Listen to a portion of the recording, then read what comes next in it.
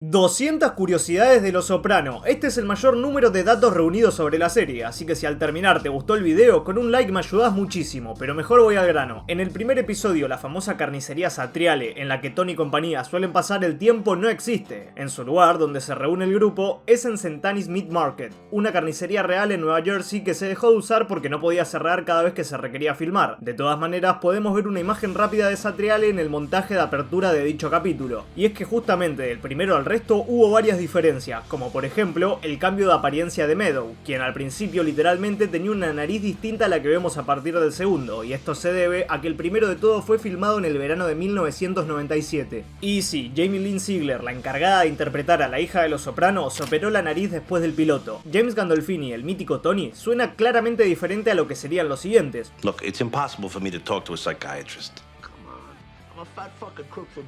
Porque el actor no hablaba igual que su personaje. Gandolfini trabajó con un entrenador de dialecto para sonar más parecido a un mafioso de Newark, y es por ello que tenía un tono tan pasivo al inicio si lo comparamos con lo que fue más adelante, y con cómo hablaba en su día a día. Según David Chase, el creador del programa, James era un tipo único y muy acorde para interpretar a Tony. El actor fue reconocido por sus buenas acciones con los suyos, aunque también por sus excesos y problemas con las sustancias. No obstante, esto no le quitaba su compromiso con el trabajo, ya que hubo una ocasión en la que llegó a insertarse una pequeña piedra en su zapato con el fin de enojarse genuinamente y lograr una interpretación más auténtica. Incluso llegó a quedarse despierto durante mucho tiempo o despertarse en horarios atípicos buscando conseguir un aspecto cansado en escenas del desayuno. Los Soprano es tan buena y tuvo tanto renombre en su momento que mafiosos reales llegaron a contactar con James para felicitarlo por su actuación y darle consejos. Sin embargo, una vez recibió una llamada en la que le dijeron que uno de los suyos jamás usaría pantalones cortos, lo que al parecer influenció una escena de la serie en la que Carmine le dice a Tony que un capo no usa shorts. De todas maneras, Michael Francisi, ex capo de la mafia real, niega la afirmación alegando que su padre Sonny solía usarlos de manera habitual. Cambiando de tema, Tony Sirico, el actor de Paulie, bien similar a su personaje, no quería despeinarse por nada en el mundo en una escena del episodio Pine Barrens de la tercera temporada.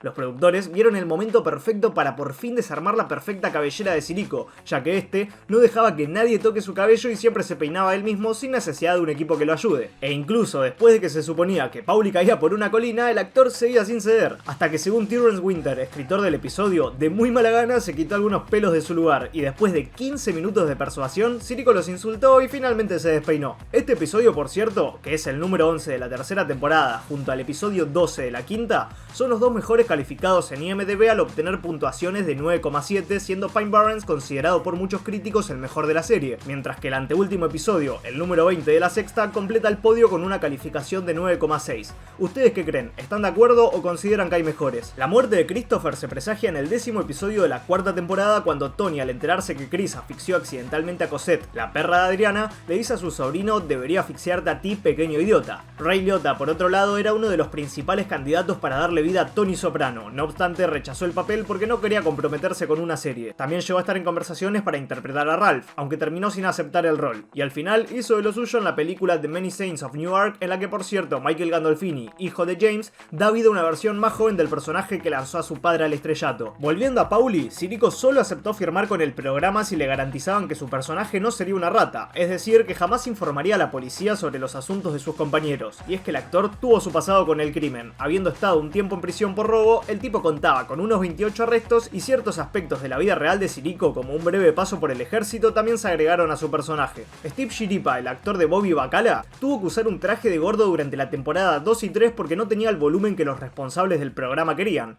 Y una gran anécdota ligada a él es que justamente en Pine Barrens, cuando Bobby entra a la cocina con su traje de cazador, no escuchamos la risa de Tony sino la de James, porque el actor se tentó genuinamente de risa después de ver cómo Steve entraba en escena con un consolador con correa que obviamente no se vio en cámara, y es que James Gandolfini ya había visto el traje que su compañero llevaría y sabía que le sería complicado lograr la reacción esperada. Por lo que le dijo a Steve: será mejor que me hagas reír. Antes de rodar, este le pidió lo mencionado a los de decorados, quienes le dieron el más grande que tenían y que según Steve parecía un pan italiano. Incluso Dominic Chianisi, actor de Junior, tuvo sus dificultades para mantenerse serio. El apodo del personaje, curiosamente, Junior, era el apodo real usado por Tony Sirico en sus días criminales antes de convertirse en actor, y tengo entendido que fue por eso que llamaron de ese modo a Corrado. Muchas palabras son explicadas en cierto momento, pero muchas otras no, y nunca está de más un repaso. Gumar significa amante o novia, y viene del italiano italiano Kumare, que significa madrina o segunda madre. Gumba es compatriota y camarada, versión modificada de Compaesano. Marone significa maldita sea, Madonna es virgen y el famoso Gabagool es un salami picante y curado en seco.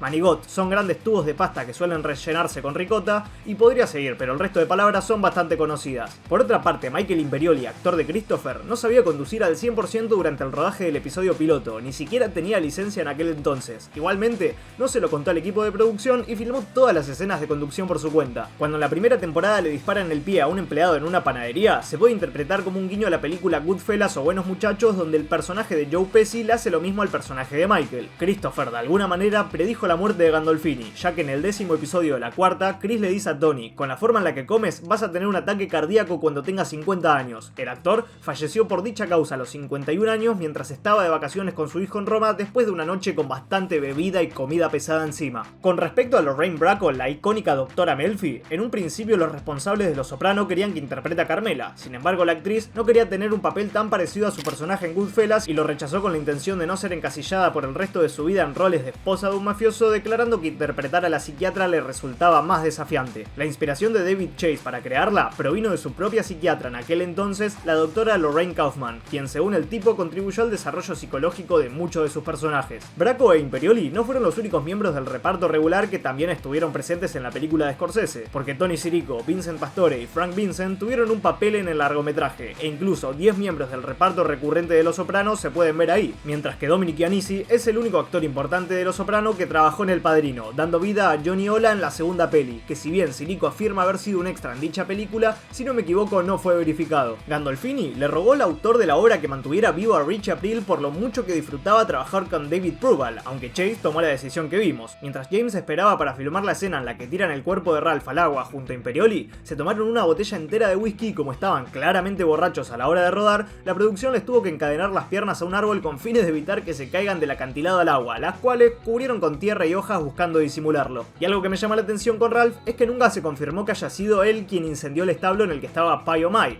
Y según los comentarios del DVD, los guionistas escribieron a Ralph para que aparente ser culpable sin confirmar nada, y su actor lo interpretó como si fuera inocente, así que nunca vamos a saber realmente qué fue lo que pasó. No viene al caso, pero les tiro el datazo. En el episodio 18 de la sexta temporada, en las últimas escenas de Chris, este está conduciendo para Tony mientras usa una gorra de béisbol, al igual que la primera escena del personaje en la serie, y cuando el tío Jun le dispara a Tony en su confusión, es porque cree que su sobrino es Pussy Malanga, el mismo mafioso al que quería matar en el restaurante de Artie Bucco al comienzo del programa. De nuevo con el piloto, este es el único episodio en el que las escenas del interior de la casa Soprano se filmaron en una casa real en Nueva Jersey. No obstante, a partir del segundo en adelante se utilizó una réplica de la misma. La dirección de la familia, según lo que se nos revela, es en la calle 633 de Stack Trail Road, en North Caldwell, Nueva Jersey. Igualmente, la casa que se usa de fachada para las tomas exteriores se encuentra en realidad en el 14 de Aspen Drive, así que si algún día andan por ahí y quieren ver el hogar, ya saben dónde ir. Hunter, la amiga de Meadow, es interpretada por Michelle Di Cesare, que es justamente la hija del creador de la serie, David Chase. El padre Phil en este capítulo está a cargo de Michael Santoro, aunque en todos los episodios posteriores su personaje pasa a manos del actor Paul Schultz. Acá también se hace referencia a Tony como el jefe y don de Nueva Jersey, lo que podría ser considerado un error porque muy poco tiempo después conocemos a Jackie Aprile y se nos revela que Tony es tan solo otro de los capitanes de la familia Di Meo. Drea De Matteo, responsable de Adriana la Cerva, aparece acreditada como anfitriona en su debut debido a que fue elegida para dar vida a la novia de Chris más adelante.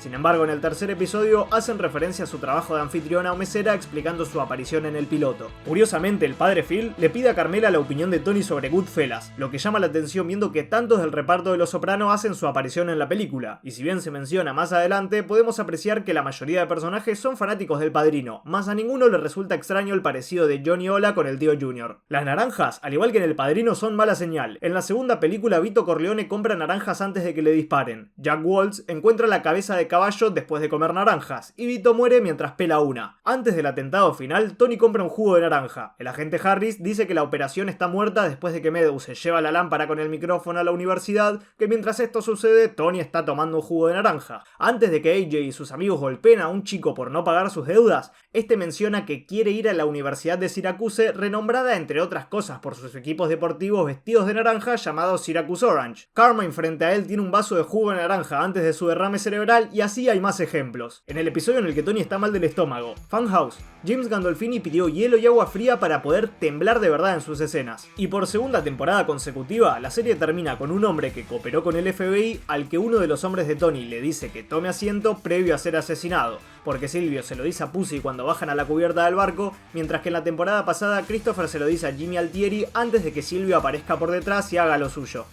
En la escena del sueño de Tony en la que espera fuera de la oficina de Melfi, se puede observar una pintura de un granero rojo y un árbol en la pared visto en la primera temporada, aunque en el sueño es de un gris claro casi incoloro, demostrando el progreso de la amargura con la que el personaje cargó durante toda la serie. Por los diálogos al principio entre Tony, Paulie, Pussy y Silvio, todo pareciera indicar que este último no es un gángster ni parte de la banda de Tony, sino un civil que es amigo del grupo, lo que quizás estaba previsto en un inicio o quizás solo faltaba un episodio más que aclare las cosas, porque ya en el segundo queda firmemente establecido que Silvio es uno de ellos. La razón detrás de la imagen de una pistola en el logo de la serie se debe a que a HBO le preocupaba que el título hiciera pensar a la audiencia que en verdad se trataba de una obra musical, así que optaron por lo mencionado. Incluso se llegaron a considerar otros nombres como Hecho en Nueva Jersey o Made in America, pero finalmente el mítico The Sopranos terminó siendo el que eligieron. En un inicio casi que nos quedamos sin serie, porque el proyecto comenzó siendo una película. Chase quería producir un largometraje sobre un mafioso que visitaba un psiquiatra. No obstante, el representante del escritor consideró que los personajes estaban muy bien escritos como para tener tan poco tiempo en pantalla, y que merecían una serie de televisión. El resto es historia. Años más tarde, en una entrevista, David reveló que había premeditado que si el piloto fallaba, estaba decidido a realizar lo que imaginó como película y lanzarlo de todas maneras,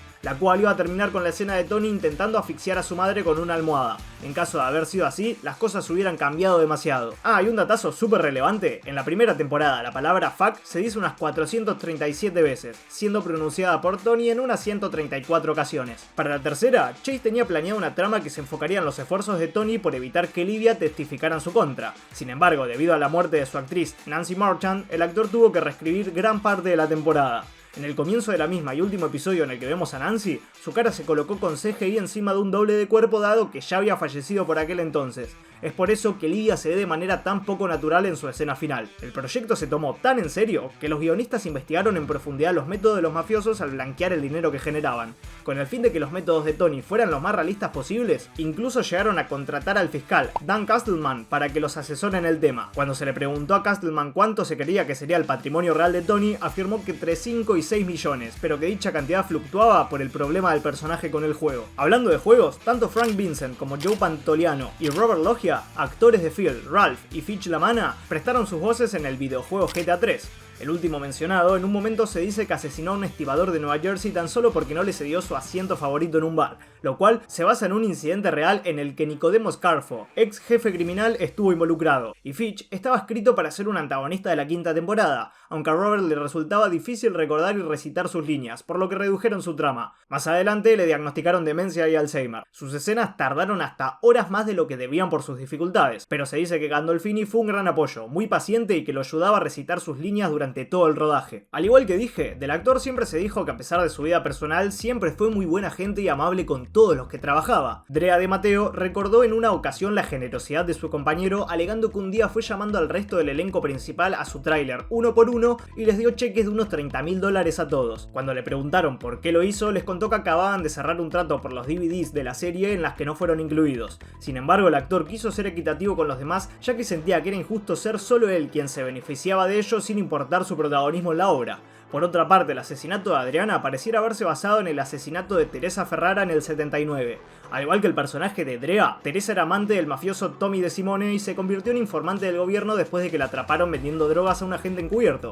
Y bueno, los detalles están de más, pero encontraron su cuerpo 3 meses después de que saliera del salón de belleza donde trabajaba para una reunión misteriosa. En el 99, investigadores federales reales grabaron a 4 miembros de una familia mafiosa ubicada en el norte de Nueva Jersey, los de Cavalcantes, y estos hablaban de su similitud con la familia Dimeo Soprano. Supuestamente se podía escuchar a uno diciendo "¿Se supone que somos nosotros?" y a su amigo respondiendo "Estás ahí, mencionaron tu nombre". Nunca supimos si el ruso de Pine Barrens, Valery, sobrevivió o qué. y fue objeto de debate entre los fanáticos durante mucho tiempo, hasta que Chase en una entrevista dijo que sabía dónde estaba. Sin embargo, nunca lo diría. En 2007, Tony Sirico comentó que existía una escena de la sexta temporada en la que Chris y Paulie lo veían fuera de un bar y le disparaban, pero que se descartó. Y finalmente, Chase dijo que algunos Boy Scouts lo encontraron con Slava y lo enviaron de regreso a Rusia. Lo que sí dijo Steve Buscemi, actor de Tony Blundetto y director del episodio, es que la toma desde el árbol, la cual fue considerada por muchos como el punto de vista del ruso, no fue realizada con esa intención y afirmó que no se dio cuenta de que había causado esa sensación hasta después de la emisión. En los comentarios del DVD reveló que fue él quien le arrojó el pedazo de carne a la cabeza de Tony, y la nieve en el bosque no estaba planificada en el guión, sino que se había establecido que Chris y Paulie tan solo sufrirían las bajas temperaturas, más una ventisca se desató momentos antes del rodaje provocando una ligera nevada que vino perfecta para el contexto del episodio. En un momento Paulie dice que tiene hambre y Christopher le responde que tuvieron que haber ido a Roy Rogers, una cadena de restaurantes de comida rápida americana que recibe su nombre de la estrella de películas del oeste Roy Rogers, a lo que Paulie le contesta y debería haber encontrado a Dale Evans, pero no lo hice. A la persona que se refiere justamente es a la esposa de Rogers, un chiste que se perdió para muchos que no conocen al actor y o a la cadena de comida. Cambiando de tema, el actor de Finn, Will Janowitz y Jamie fumaron un poco de marihuana antes de filmar la escena en la que discuten en su caluroso apartamento. Según la actriz, Will estaba tan asustado porque lo descubran que el equipo le preguntó si se sentía bien, y si bien Jamie mantuvo la compostura, tuvo la sensación de que la iban a despedir por no poder concentrarse. Gandolfini actuó perfectamente después de quemarse la mano con la cocina en la escena en la que Tony mata a Ralph, dado que alguien que trabajaba detrás de escena se olvidó de apagarla. De todos modos, James se mantuvo en el papel sin importar la quemadura. Para el creador, sus personajes favoritos son Christopher y Junior, principalmente por la autocompasión, arrogancia y egoísmo que ambos manejan. ¿Cuáles son los tuyos? Yo creo que tengo los mismos que Chase, aunque sumaría a Paulie a la lista. Algo muy interesante es la poca interacción que tienen los dos personajes mencionados entre sí. En realidad, sorprende la poca interacción de Junior con el resto de personajes a excepción de Tony, Livia y Bobby. No obstante, el par mencionado impacta más dada la relevancia de ambos personajes en la trama.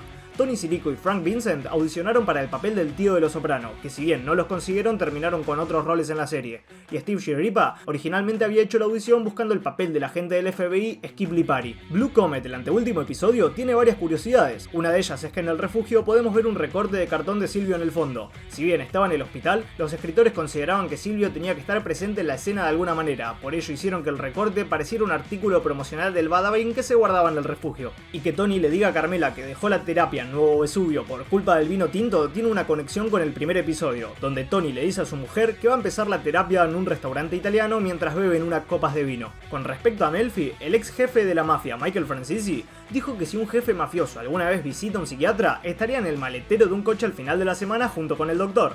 En múltiples ocasiones, Melfi mira su reloj en sus sesiones con Tony, lo que en realidad se considera algo poco profesional, porque estos suelen revisar el tiempo con un cronómetro o una alarma en lugar de estar mirando la hora cada rato. A su personaje se le dio el nombre que se le dio en honor a la abuela de David Chase, Teresa Melfi. La relación entre Tony y su madre, justamente, se basa en la relación que el creador del programa tenía con su madre, lo cual se dijo varias veces. El director la consideraba un poco extraña y su esposa le decía que tenía que escribir algo basado en ella, entonces tuvo la idea que tuvo y tengo entendido que esto no está confirmado, pero es curioso. Y es que Livia es el nombre de la conspiradora y asesina del emperador romano Augusto, lo que muchos creen que sirvió de inspiración para el nombre de la madre de Tony. Quienes no hayan visto la película y se quedaron con la duda, la familia Soprano es conocida como la familia Di Meo porque Dick Moltisanti, el abuelo de Chris, es quien la fundó, que este es el personaje antes mencionado interpretado por Ray Liotta, por cierto, y John y Corrado Soprano trabajaban para ellos. No voy a decir nada si no spoileo, pero ese es el motivo detrás del nombre de la familia. Y se dice que por parte del equipo responsable, el nombre fue elegido en honor a Anthony Di Meo, el jefe de utilería de la serie que trabajó en casi la mitad de los episodios. A lo largo de los años usaron muchos negocios locales de las ciudades como locaciones. Directamente en la secuencia de apertura vemos una pizzería llamada Pizzaland, la cual tuvo problemas al principio a causa de la alta demanda por parte de varios americanos, o la tienda de autos deportivos Ramsey Outdoor, que generó una gran confusión porque vemos que está a punto de cerrar cuando la tienda seguía trabajando, por lo que tuvieron que poner anuncios explicando que seguían abiertos. Silvio, por cierto, es interpretado por Steven Van Sant, que en aquel entonces no era actor, sino que era conocido por ser el guitarrista de la E Street Band, la banda que acompaña a Bruce Springsteen. Pese a que nunca había actuado, fue invitado al programa por David Chase, fanático de su música, y si bien al principio Van Sant no quería sacarle el trabajo a ningún actor real, Chase le escribió el papel de Silvio Dante exclusivamente para él. Su nombre, a pesar de ser un nombre común y corriente en Italia, salió de un personaje de un cuento que el músico había escrito y le mostró en su momento al creador de la serie. Cuando Steven quedó oficialmente a cargo de Silvio, los trajes de su personaje fueron confeccionados por el mismo sastre de John Gotti, mafioso que en aquellos tiempos estaba cumpliendo cadena perpetua, y si bien ya se había confirmado la presencia de Van Sant en el proyecto, este no supo lo serio sabía que era la cosa hasta que vio a nadie más que a Johnny Ola sentado frente a él en los ensayos. A diferencia de muchas otras obras, en el set rara vez improvisaba, los guiones se seguían tal cual los había planteado David Chase, y cualquier cambio posible tenía que discutirse con él primero. Este tenía una regla al llevar a cabo las escenas en la oficina de la doctora Melfi, y es que no haya movimientos de cámara. A lo largo de los episodios, cuando la gente se refería a Green Group como un hogar de ancianos, Tony se ofendía y los corregía diciendo que era una comunidad de jubilados. Esto pasa repetidas veces, y que la última sea al revés, con Melfi refiriéndose al hogar como una comunidad de jubilados, y que Tony se enoja afirmando que es un hogar de ancianos, es impecable para cerrar con uno de los gags más famosos de toda la serie. Lorraine Bracco declaró que en las escenas de terapia solían estar solamente ella, James, David y algunos camarógrafos en el set, y en las primeras temporadas en repetidas ocasiones, aprovechando que por la manera en la que estaban situados los planos la cámara estaba casi todo el tiempo sobre Melfi, James solía ponerse en una esquina y mostrarle el siempre sucio, provocando la risa de la actriz y por ende la repetición de la escena. David no podía creer que a Lorraine le siga causando gracia porque tan solo se bajaba los pantalones y los subía rápidamente mientras silbaba inocentemente, algo que el creador, tan serio como siempre, consideraba muy infantil. Cuando algún actor o actriz se le acercaba para quejarse de su papel con la excusa de que sus personajes no harían esto, no harían aquello, Chase solía responder: ¿quién te dijo que es tu personaje? Que si nos ponemos a pensar, razón no le falta. Michael Rispoli, actor de Jackie Aprile, audicionó en un principio para el rol de Tony, y a Chase le gustó tanto lo que hizo que modificó ciertos aspectos de Jackie con el fin de que se ajuste al actor, dado que originalmente iba a ser mucho mayor.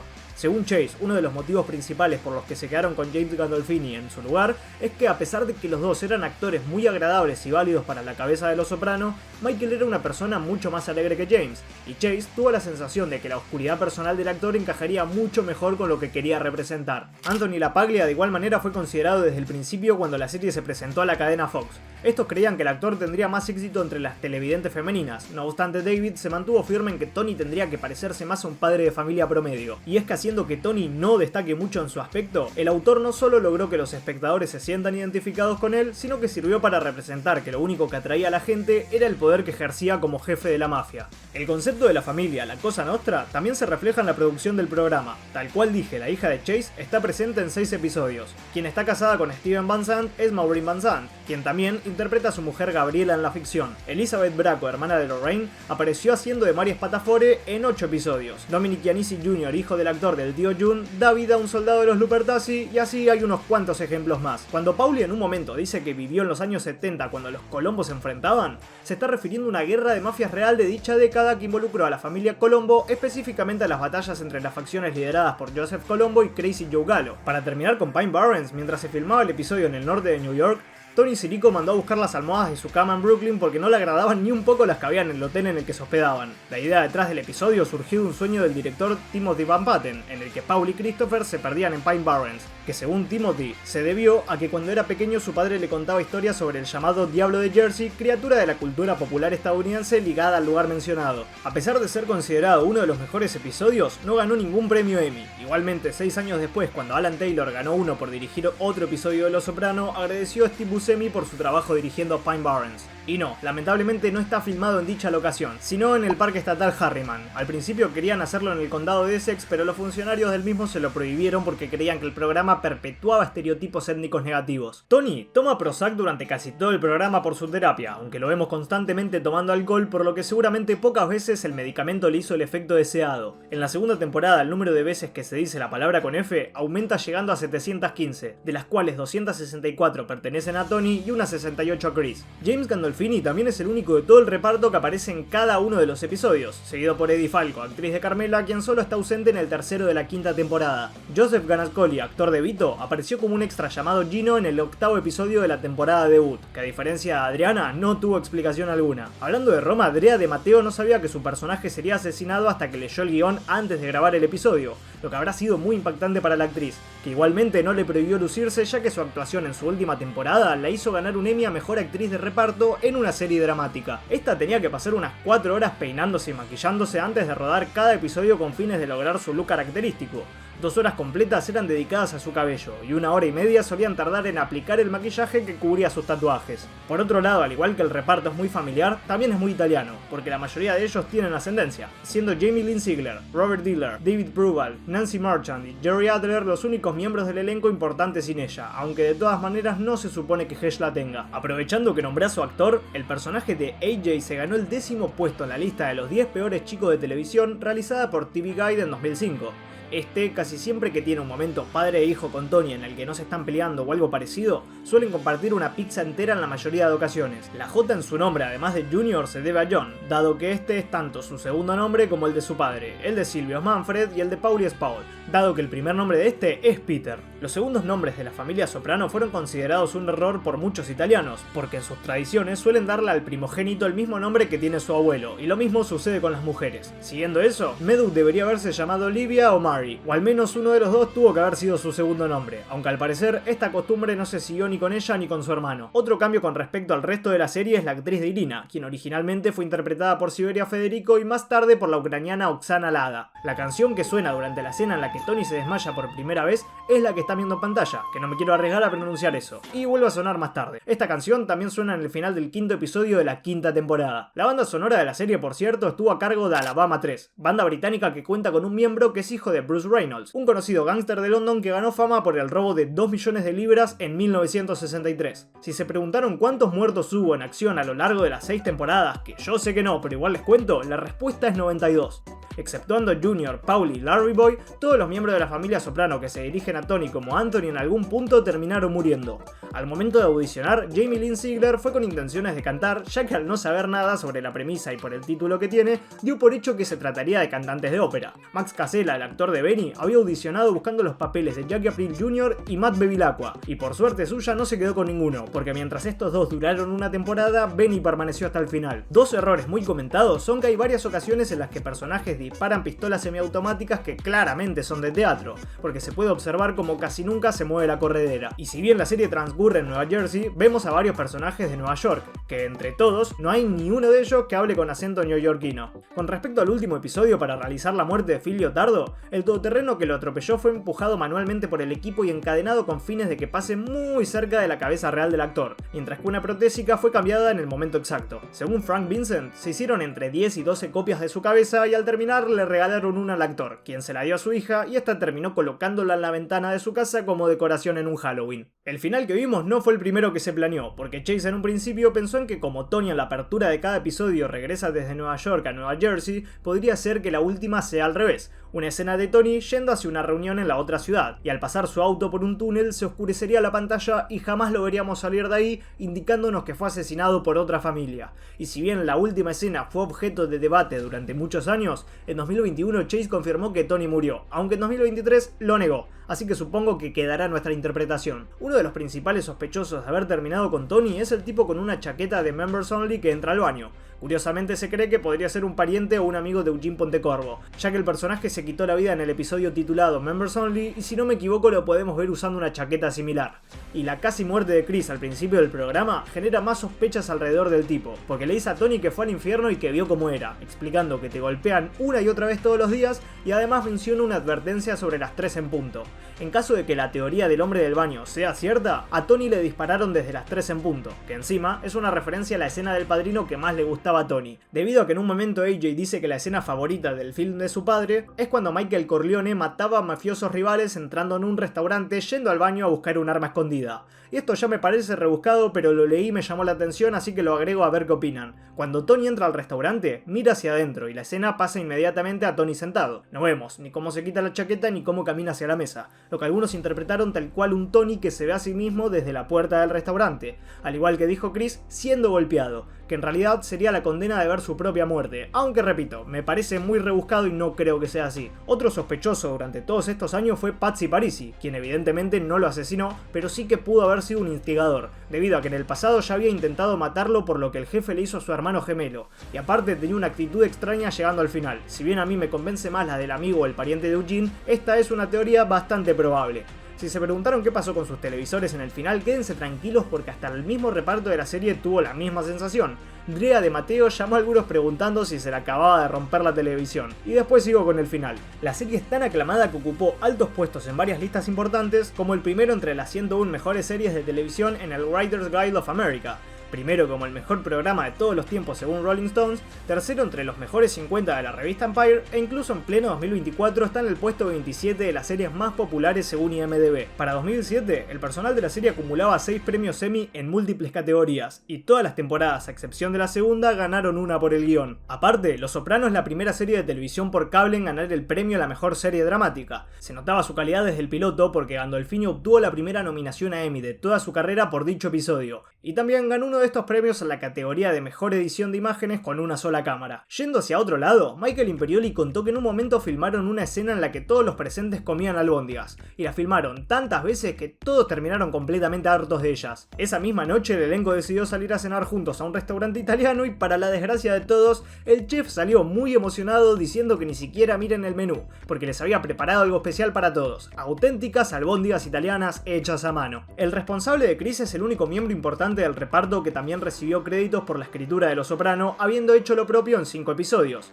Toni Kalem, actriz de Angie Bonpensiero, también escribió un guión e hizo de editora de historia en 5 episodios. La tercera temporada redujo su fax, porque se dijo 604 veces, y sí, Tony es el que más lo dice, teniendo el récord de 169 para esta ocasión. La pequeña corrida de Meadow en el episodio final fue la última de su actriz, porque Jamie Lynn fue diagnosticada con esclerosis múltiple durante la tercera temporada y se fue agravando con los años, aunque la pobre no se lo contó a nadie hasta la quinta por miedo a que HBO no quisiera trabajar con ella, hasta que decidió contárselo a Eddie Falco, quien también tuvo sus complicaciones ya que a raíz de un cáncer de mama durante la quinta, la actriz adelgazó y tuvo que usar peluca en su actuación. Meadow finalmente aprendió a estacionar, porque en el comercial del Super Bowl de 2022, junto a Robert Diller recrearon la mítica escena de apertura en la que, por suerte de ella, Meadow no tiene las complicaciones del pasado. Antes de que Woke Up This Morning se oficialice como la canción del inicio, David Chase tenía la intención de que cada episodio abra con un tema diferente, pero los ejecutivos de HBO lo convencieron de que sería complicado a los espectadores identificar el programa con una canción temática. Igualmente, al menos pudo hacerlo con el final, porque todos los episodios terminan con un tema distinto. En Long Term Parking, el otro episodio de alta calificación, originalmente Adriana debía huir y esconderse, hasta se llevó a filmar una escena en la que habla con Tony por teléfono y se va de la ciudad en coche.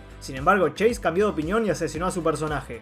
Christopher le dice a su novia: ese es el tipo, mi tío Tony, el tipo por el que iré al infierno. Y justamente la película precuela The Many Saints of Newark termina con una toma de un Tony joven y se escucha la voz de Christopher diciendo exactamente lo mismo. Drea de Matteo junto a Steven Van Zandt le pidieron al creador que eliminara la escena en la que Chris le cuenta a Tony sobre que Adriana es informante. Consideraban que era mejor mantener en secreto el asesinato y Chase sorprendentemente estuvo de acuerdo.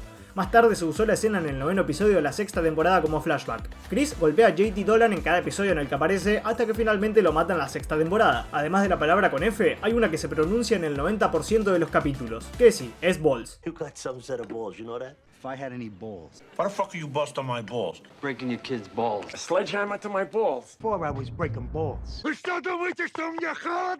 En la intro la música está a unas 90 pulsaciones por minuto en la primera temporada, aunque a partir de la segunda se incrementó a 93,5, y el tono también se elevó con objetivo de acortar el tiempo. Los Soprano por otro lado siempre tuvieron una especie de elemento paranormal de fondo, más la virgen que se le aparece a Paulie en el Badabing es una de las cuestiones más comentadas, y es que nosotros, los espectadores, podemos verla en el reflejo antes que el mismísimo personaje, lo que pareciera indicar que más que una alucinación de Walnuts, fue una aparición real. ¿Ustedes qué opinan? El gato del final también es objeto de debate, se dice que es la reencarnación de Chris, otros creen que lo es de Adriana y a otros les da completamente igual. Lo curioso es cómo pasa el rato con Paulie en su escena final, y no tiene nada que ver con lo paranormal, pero la otra teoría, que en mi opinión es más válida, es que se trataba de un gato común y corriente y que se la pasaba mirando la foto porque era ahí donde tenían escondido el micrófono los del FBI, y el gato al detectar la pequeña vibración o lo que sea que este emitía, se sentía curioso y no podía dejar de mirarlo. El Badabing, ya que lo menciono, es en realidad un bar ubicado en Nueva Jersey llamado Satin Dolls, que anteriormente era una discoteca y antes de eso un restaurante. La fotografía policial que cuelga en la oficina del lugar es la de Frank Sinatra, quien en 1938 fue arrestado por haber seducido a una mujer casada. En promedio, cada uno de los episodios tuvo un costo de más de $2 millones, una gran cifra teniendo en cuenta la época en la que Los Sopranos se emitía. Podríamos decir que el inicio oficial de la serie es el 17 de junio de 1998 debido a a que esta es la fecha que aparece en el periódico la primera vez que Tony lo abre. Esto sucede en el piloto, que si bien se titula así en las repeticiones, y es el nombre que tuvo desde el principio, en la versión del DVD y en el sitio oficial, el nombre del capítulo es Los Soprano. Y para terminar con él, por alguna razón en los comentarios, Chase reveló que se arrepiente de haber agregado la canción I Wonder Why en la escena en la que Tony persigue a su deudor, que pese a que no encaja muy bien con la evolución de la serie, creo que no fue muy errado teniendo en cuenta el absurdo cómico de la secuencia. Da la impresión de que Tony es un tipo divertido, a pesar de atropellar y golpear a un hombre, y también establece la comedia negra que el programa solía utilizar. Este y Paulie tienen tatuajes de tigre casi idénticos en sus brazos. En el 10º episodio, Christopher dice que Sylvie era un dueño de clubes de rock en Asbury, lo que parece un guiño a la carrera musical de Steven Van Sant, ya que Bruce y la E Street Band comenzaron a tocar en un club de rock en Asbury Park. Ugats, que fue una palabra que me faltó explicar, significa cero o nada, y nace en la jerga italiana un cazzo, que significa un pene. Además, el barco de Tony se llama Testugats, el cual también deriva de la frase sto cazzo, que significa este pene. Cuando Meadow está hablando con su hermano en el episodio 19 de la 6ª temporada, la canción que escucha AJ es In the Ocean de Blue October, la cual habla de un chico normal que intenta quitarse la vida ahogándose, lo que quizás lo influenció a hacer lo que hace en escenas posteriores. Y la canción Return to Me suena 2 veces en el episodio 12 de la tercera, una vez interpretada por Dean Martin y otra por Bob Dylan, que curiosamente la versión de este último se grabó especialmente para Los Soprano. De la primera a la tercera temporada tuvieron que eliminar con efectos las torres gemelas que se veían en el inicio tras los ataques del 2001. La cadena A&E, por otro lado, emitió repeticiones editadas del programa para su distribución, eliminando escenas con desnudez y violencia o directamente reemplazándolas por versiones alternativas, y las blasfemias fueron dobladas. Una manera muy divertida de ver Los Soprano. A pesar de haber sido el creador de la serie, David Chase solo dirigió 2 episodios, aunque los más importantes, dado que fue el primero y el último. El único episodio entre los 86 que fue dirigido por una mujer fue el 7º de la primera, que estuvo a cargo de Lorraine Sena. Tim Van Patten fue el que más ejerció su cargo como director, habiéndose responsabilizado de unos 20 capítulos, por los que recibió 4 nominaciones a Emmy, y al igual que dije antes, fue suya la idea de Pine Barrens pese a no haberlo dirigido. David Chase eligió a Steve Buscemi para que haga lo suyo, además de actuar, porque es un fanático de la película de Steve llamada Una Última Copa, y 3 directores de cine destacados trabajaron en la serie como personajes.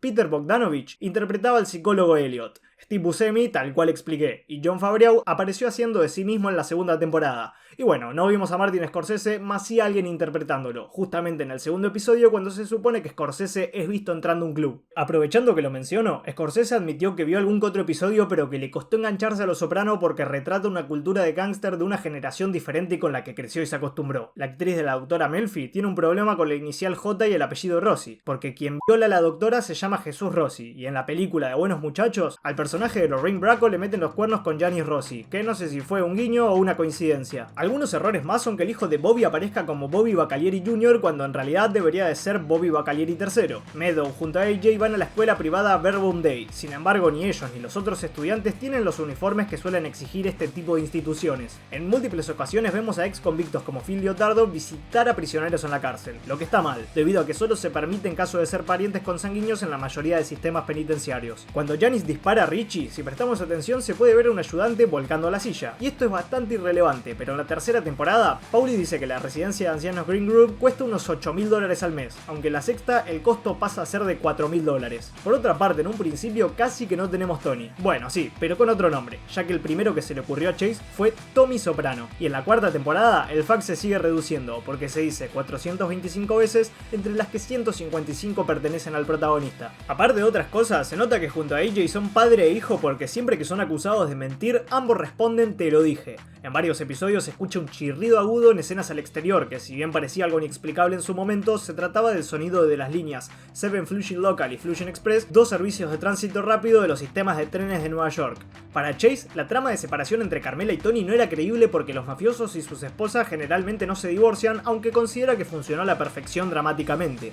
Mucho no se habla del asunto, así que no está de más explicarlo, y es el hecho de que Tony se refiere a Chris como su sobrino. En realidad, Christopher es el primo segundo de Carmela por parte de su padre Dickie, quien protagoniza la película precuela, así que en realidad no es su sobrino sino el primo de su esposa, y a su vez la madre de Christopher es prima hermana de Tony. La única vez que escuchamos a Gandolfini con su voz natural aparte del piloto es cuando sueña con su alter ego Kevin Finnerty, donde el actor no fuerza el acento, Llegando al final, Chris habla sobre su proyecto cinematográfico refiriéndose a él como una fusión entre Saw y El Padrino, que al igual que llama la atención que Chianesi esté en el film mafioso, lo hace Saw, porque Tobin Bell, el actor que interpreta al personaje principal de la franquicia, aparece en la tercera temporada de Los Soprano interpretando un funcionario de la escuela militar. HBO tenía grandes expectativas con Charmaine Bucco porque fue el personaje más querido durante la proyección inicial del piloto. De todos modos, finalmente no fue para nada relevante en el resto del programa. Tal cual comenté en un principio, la serie se presentó a Fox y fue rechazada, mas no expliqué el motivo, y es que la cadena consideró que no iría bien por la cantidad de escenas de acción y por tener un estilo muy sutil repleto de diálogo y simbolismo.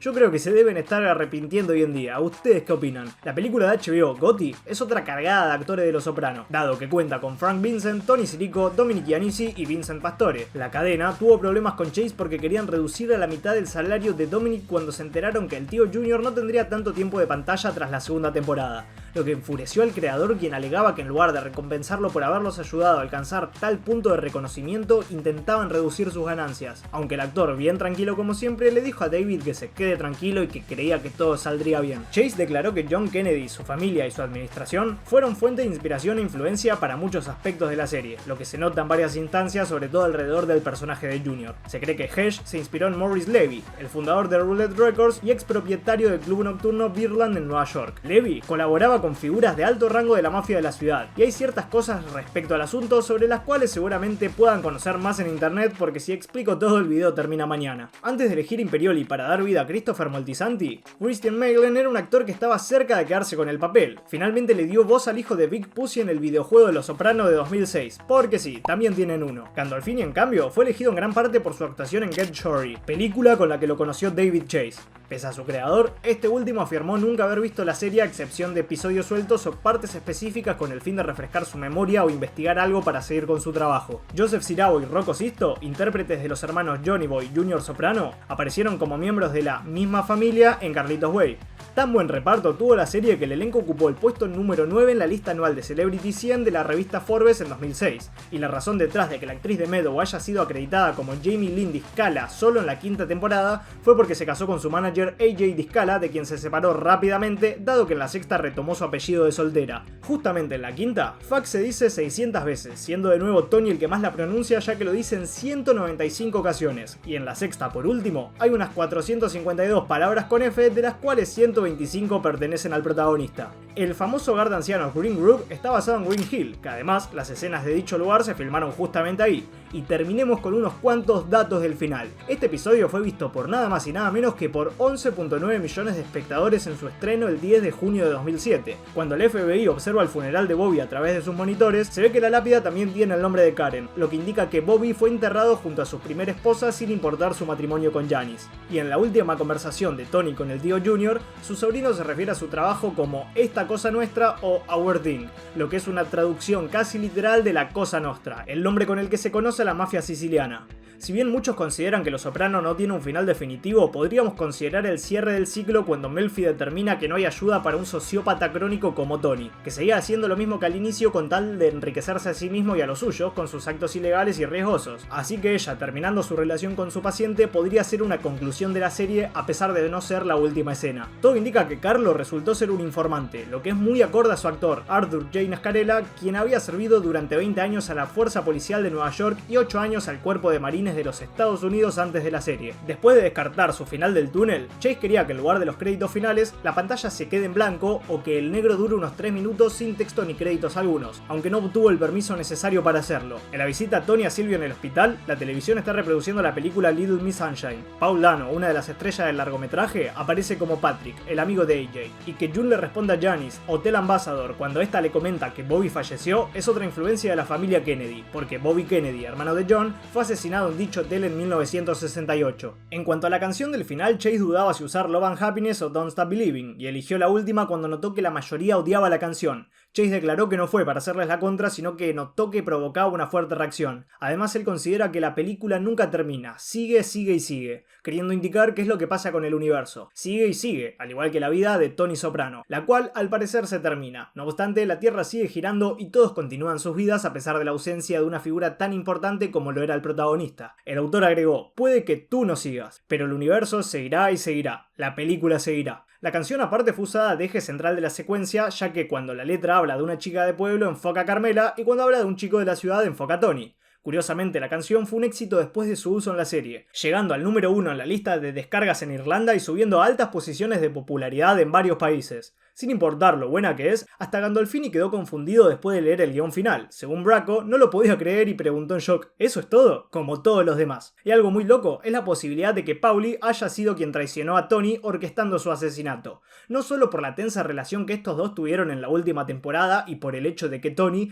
casi mata a su compañero en su arco, sino que el hecho de que Paulie haya intentado aliarse con Jon y Zack por si las cosas con la familia Dimeo salían mal refuerza la teoría. Además, los rivales de Los Soprano acuerdan deliberadamente no atacar a Walnuts. Al final, es el único que pese al peligro que hay está tranquilo en Satriale y encima de todo, la reunión de los mafiosos fue en un salón de belleza y cuando vemos a Paulie tiene una caja llena de tijeras para el cabello, aunque en mi opinión él no tuvo nada que ver. Paulie respetaba demasiado al jefe y buscó su aprobación durante toda la serie. Sin embargo, nunca lo vamos a saber. Y otro gran motivo por el que se cree que Tony realmente fue asesinado en el final es que se repite un patrón en el que vemos la cara del personaje y luego lo que ve. Así varias veces, hasta que la última vez que se ve su cara, lo siguiente es el negro profundo, indicando que se le apagó la tele. Aparte, episodios atrás, Silvio y Bobby hablan de que cuando uno es asesinado ni siquiera lo escucha ni lo ve venir. Uno nunca se entera de lo que sucedió, lo cual además se representa en una escena cuando Silvio se percata de que acaban de asesinar a la persona junto a quien cenaba recién al finalizar los eventos, que en caso de ser así, explicaría el corte abrupto en negro, ya que fue lo siguiente que vio Tony, y pasó tan rápido que no se enteró y ni siquiera pudo escuchar el disparo, aunque ustedes me dirán qué creen al respecto. Pese a aparecer solo en 6 episodios, es significativo que en el final esté Hunter, porque demuestra cómo todos siguieron avanzando,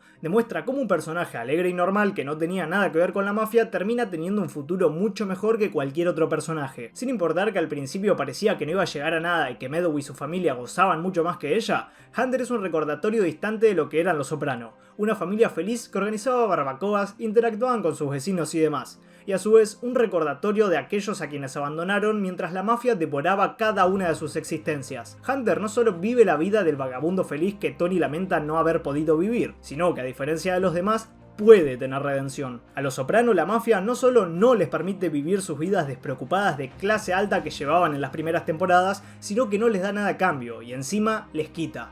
No tienen recompensa por su constante sacrificio y estrés. La única esperanza de redención era Meadow, quien también fue consumida, y su amiga, fracasada, siguió adelante y vivió la vida que ella realmente quería y que Carmela hubiera querido para su hija. Es también una lección para la madre. En casi todas las realidades, Meadow sería médica, excepto en aquella realidad en la que sus padres se involucraron tanto en la mafia. Y James Gandolfini también es una lección para nosotros. Este compró a todo el elenco y los miembros de la producción relojes de oro antes de comenzar la última temporada gastando unos $2 millones, aunque interrumpió unos días el rodaje por estar de fiesta. Al regresar, invitó a todos a almorzar langostas y comida deliciosa, pero no evitó fricciones con sus compañeros. Según el gerente de locaciones, la tardanza de Gandolfini se convirtió en un problema tal que HBO agregó una cláusula que lo hacía responsable de los costos del día de rodaje si faltaba el trabajo debido a excesos de consumo. Y por sus abusos con las sustancias, el presidente de la cadena organizó una intervención enfocada en Gandolfini, similar a la de Chris. Todo para que al entrar, el actor vea a sus compañeros sentados esperándolo y se vaya diciendo a la mierda con esto.